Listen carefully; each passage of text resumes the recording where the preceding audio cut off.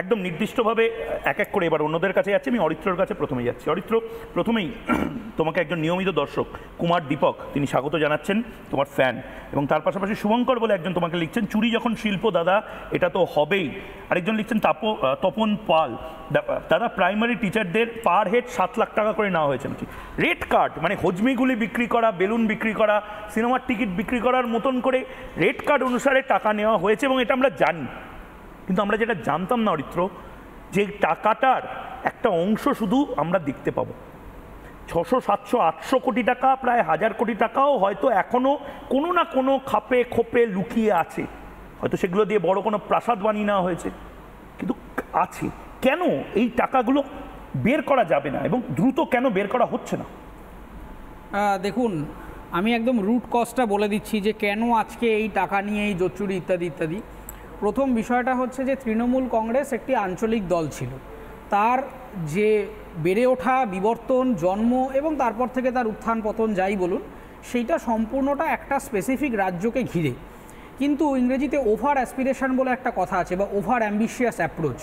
তৃণমূল কংগ্রেস যখনই মনে করলো যে আমি রাজ্যের অভ্যন্তরীণ দল হয়েও আমি ন্যাশনালি নিজেকে প্রজেক্ট করবো একটা বিরাটভাবে, এই যে ওভার অ্যাম্বিশন তৈরি হয়ে গেল, এই উচ্চাকাঙ্ক্ষা থেকে তারা আসলে পতনে শুরু হলো। তার কারণ যেই মুহূর্তে এরা উচ্চাকাঙ্ক্ষা করলো যে আমি সেন্ট্রালে যাব, মুখ্যমন্ত্রী এই থেকে প্রধানমন্ত্রী হব, উচ্চাকাঙ্ক্ষা তো সবার আছে। উচ্চাকাঙ্ক্ষা মানে তার সাথে দুর্নীতির কি সম্পর্ক? এবার দেখুন, উচ্চাকাঙ্ক্ষা তাকে তো প্র্যাকটিক্যালি এক্সিকিউটেরা করতে পারেনি। যখনই আপনি ধরুন ন্যাশনাল কোনো পার্টির সাথে কম্পিট করতে যাচ্ছেন, তখন unit fund, unit proper execution plan, সেটা তো নেই। সেটা তো ইলেকটোরাল বন্ড থেকেও নিয়েছেন ওনারা, যে ইলেকটোরাল বন্ডে যখনই একটা ছোট দল হিসাবে ন্যাশনালি এরা ব্যাটেল করতে গেছে, তখন এরা ফান্ড ক্রাইসিসে পড়েছে, এবং তখন এরা এই বেহিসাবিভাবে এরা চাকরি বাকরি বিক্রি করেছে।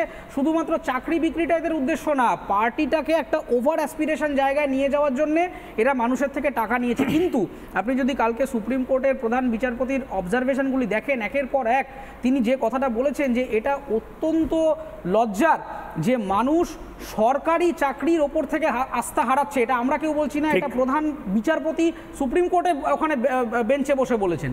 তার মানেটা হচ্ছে, দেখুন আজকে সরকারি চাকরির মতো জায়গা, সেইটাকে তারা স্বেচ্ছাচারভাবে বিক্রি করেছেন। এবং আজকে আপনি যে 8000 লিস্টটা দেখাচ্ছেন, আপনি মজাটা দেখুন, কিছুদিন আগে মাসখানেক আগে হাইকোর্টে তারা একটা অন্য লিস্ট দিল, আবার এখানে এসে একটা অন্য লিস্ট দিচ্ছে। এবং এখনও কিন্তু এরা বলেনি যে এই 8000 লিস্টটাই কি এক্সস্টিভলি, মানে এরপরে আর কেউ নেই সেটা বলছে না। হতেই পারে আবার পরের হিয়ারিংয়ে গিয়ে দেখবেন আবার 2000 লোকের নাম। কিন্তু 8000 জন কারা, এটা তো অবভিয়াসলি এবার বের করা যায়। কিসের সাপেক্ষে বের করবেন? ওএমআর শিট তো নেই।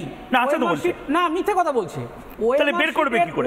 বের করলেই তো সবাই কথা বলছে, পয়সা দিয়েছে তো, তাহলে তো কিনেছে চাকরিটা।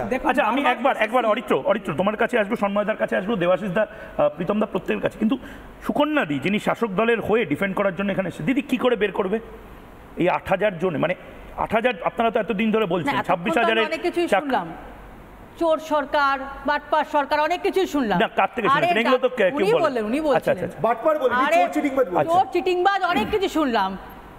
শুনুন কারা বলছে, ডাকাতরা বলছে চোর। না দিদি, একটা জিনিস ডাকাতরা বলছে চোর। সুকন্যা দি, আমার কৌতূহলী মন, মানে আপনাদের মধ্যে থেকে নিশ্চয়ই কোনো ফেলুদা ব্যোমকেশ থাকবে, আমার কৌতূহলী মন জানতে চাইছে এই ওয়াশিং মেশিনের মধ্যে কি আমরা টাকা পাবো? মানে আমি 200 কোটি টাকা জানি ইডির দপ্তরে আছে, তারা সেগুলোকে সিজ করেছে।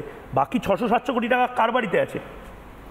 আপনাকে বলছি সুকন্যা দি, 600, 700, 800 কত আছে? রেটটা কি রকম ছিল? আপনারা বানাচ্ছেন। আচ্ছা, ওটা কি ইউপিআই ট্রান্সফার হতো?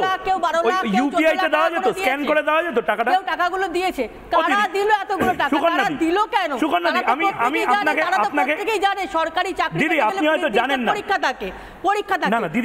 তারা কোন উদ্দেশ্যে সেই টাকাগুলো দিয়েছিল? যে নিল একদম ঠিক, অন্যায় করাও যেমন দোষ, অন্যায় সওয়াও সেরকম। সেখানে কি আপনারা লিস্টটা প্রকাশ করছেন না? না, সেখানে কি আপনার লিস্ট? আমরা তো করব, কোটা তো বলাই হয়েছে। 8000 জনের লিস্ট কোথায় প্রকাশ হবে? নিশ্চয়ই পাবলিশ হবে। আচ্ছা, নিশ্চয়ই পাবলিশ হবে। বেশ, ধরুন টাকা তুলেছে তৃণমূল, এবার যারা টাকা দিয়েছে তারা দোষ করেছে, আপনার বক্তব্য তাই তো? একদম ঠিক, আইনগতভাবে তারা দোষ করেছে। না, আপনি তাই মনে করছেন তৃণমূল টাকা তুলেছে, তার প্রমাণটা কোথায়? তার প্রমাণটা এখনো কোর্টে হয়নি। এবার আপনারা যখন লিস্টটা দেবেন, যাদের থেকে আপনারা টাকা তুলেছেন তারা তো সে ঘেরা করবে পারে, তারা তো তৃণমূল তাহলে কলম করে বলবো পয়সাটা ফেরত দিন, তাহলে তারা ঠিক করবে। তাদের থেকে টাকা নিয়েছে, এবার তারা যখন ধরা পড়বে লিস্টটা আপনারাই পাবলিশ করবেন, তারপর তাদেরকে মাইনা ফেরত দিতে হবে। আমি দুজনকে থামাচ্ছি, বেশ আমি দুজনকে থামাচ্ছি, আমি দুজনকে থামাচ্ছি, কারণ সন্ময়দাকে বলার জন্য এই মুহূর্তে আমার এক দর্শক চঞ্চল ঘোষ বারবার বলছেন সন্ময়দার এই জায়গাতে বক্তব্যটা শোনার জন্য আমি বসে আছি। সন্ময় ব্যানার্জিকে প্রশ্ন করছি, এই রাজ্যের মেধা বড় নাকি টাকা বড়? সন্ময়দা আপনার কাছে আসবো, কিন্তু সুকন্যাদি হয়তো জানেন না, জবাব চায় বাংলাতে সুকন্যাদি ওয়েলকাম, প্রথমবার আপনি জবাব চায় বাংলাতে আসছেন, ময়ূকের সাথে শো করছেন, আমি থ্যাঙ্কসফুল আপনার কাছে। কিন্তু এই যে আপনি যেখানে বসে আছেন, মানে আপনার সিটেই না, এরকমই একটি জবাব চায় বাংলাতে, জানেন তো, তাপস মণ্ডল, তিনি এখন জেনে আছেন, তিনি না আমাকে দারুণ দারুণ কথা বলেছিলেন। গোপাল দলপতি আমাকে পুরো রেড কার্ডটা বলেছিলেন। আমি ইনফ্যাক্ট রিকোয়েস্ট করেছিলাম যে আপনারা কোনো ডিসকাউন্টের অফার দেন চৈত্র সেলের মতন, উনি হেসে বলেছেন না। আমি গোপাল দলপতি, আমার প্রেস্টিজিয়াস গেস্ট গোপাল দলপতি ছিলেন সেদিন, মাথা হেড হয়ে যায় পরে।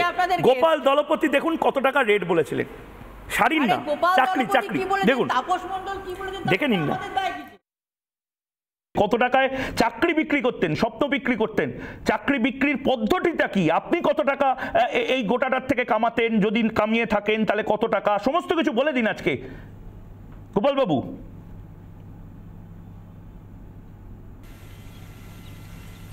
গোপাল বাবু বলুন। দেখো, এই ব্যাপারে কত টাকা দিয়ে ডিল হতো, যে 6 লাখে হবে কি 10 লাখে হবে কি 1 লাখে হবে, ওই ব্যাপারটা ওনারা জানতেন। তবে আমি আমার ব্যক্তিগতভাবে যখন আমি গেছিলাম, আমি যখন জানতে চেয়েছিলাম, তখন আমাকে 8 লাখ টাকার কথা বলেছিল। তারপর আমি শুনেছিলাম 6, তাই আমি বলেছি যে 6 থেকে 8 লাখ টাকায় বিক্রি হতো। তবে এখনো তো শুনছি নাকি কে বলছে হঠাৎ বলে 17 লাখ টাকা দিয়ে চাকরি পেয়েছিল। 17 লাখ, তাহলে কোনখানে ঠেকবে আমি বুঝতে পারছি না। অসাধারণ, অসাধারণ। সন্ময়দা, ওই যে দর্শক একজন বলছিলেন না, ইয়ে তো কেবল ঝাঁকি হ্যাঁ, আরও আছে এরকম অনেক মণিমাণিক্য জবাব চায় বাংলার লাইব্রেরিতে আছে।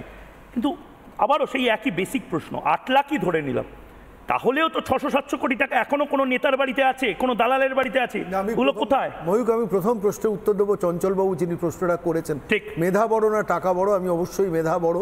যে কোনো শিক্ষিত সম্প্রদায়, শিক্ষিত জাতি, সেখানে মেধাটা বড় হওয়া দরকার, তার নাহলে মেধা না থাকলে কোনো জাতি এগোতে পারে না। কিন্তু দুর্ভাগ্য, এই বাংলায় আমরা আজকে যে রাজ্যে বসবাস করছি, সেই রাজ্যে আমি নির্দিষ্ট প্রত্যেকটা দপ্তরের তথ্য আমার কাছে আছে বলে আমি দপ্তর ধরে ধরে বলছি। সেচ দপ্তর, পরিবহন দপ্তর, পুলিশ দপ্তর, পুরসভা, পঞ্চায়েত, খাদ্য, দমকল, হোম ডিপার্টমেন্ট, বন দপ্তর, প্রত্যেকটা ক্ষেত্রে কিন্তু চাকরি বিক্রি হয়েছে। এখন সারফেসে সেগুলো সবকটা আসেনি, শিক্ষা দপ্তর তো আছেই, সারফেসে আসেনি, যতটা এসছে তার ফলে আমরা জানতে পারছি। আমি এখানে একজনের নাম ভীষণভাবে প্রাসঙ্গিক বলে বলছি। উপেন বিশ্বাস আমাদের প্রথম চিনিয়েছিলেন সৎ রঞ্জনের কাহিনী, মনে আছে? যিনি আমাদের সঙ্গে পরিচয় করিয়েছিলেন রেড চার্টটা প্রথম আমি তার কাছ থেকে, গোপাল দলপতির কাছ থেকে তুমি শুনেছিলে, আমি উপেন বিশ্বাসের কাছ থেকে শুনেছিলাম যে প্রাইমারি চাকরি বিক্রি হতো 10 থেকে 15 লাখে, আপার প্রাইমারি চাকরি